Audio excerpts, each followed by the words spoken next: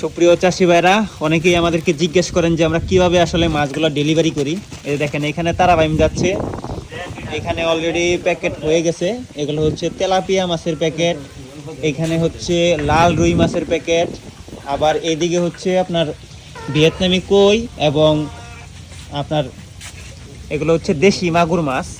লক্ষ্য করলে দেখতে পারবেন এগুলো হচ্ছে মাগুর মাছ। তো আমাদের মাছগুলো ঠিক এইভাবে অক্সিজেন প্যাকেট করে বাংলাদেশের 64 জেলাতে আমরা পাঠিয়ে থাকি। তো আপনি যদি মাছ অর্ডার করেন তো আপনার বাসায় কিন্তু ঠিক এরকমভাবে অক্সিজেন প্যাকেটগুলো পাবেন। এটা আমরা বাসের মাধ্যমে পাঠাই দেশের 64 জেলায়।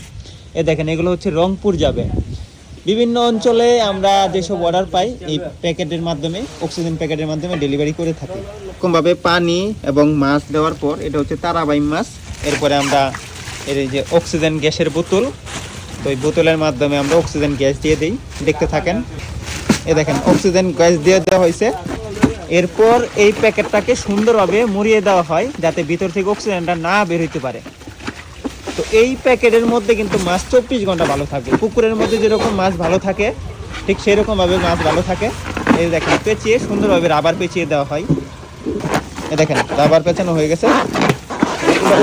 উল্টায় দেখো, উল্টায় দেখো।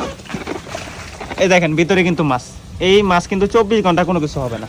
এই দেখেন প্যাকেট রেডি হয়ে গেছে, ডেলিভারির জন্য প্রস্তুত হয়ে গেছে। তো এইভাবেই মূলত আমরা মাছের প্যাকেটগুলো পাঠিয়ে থাকি।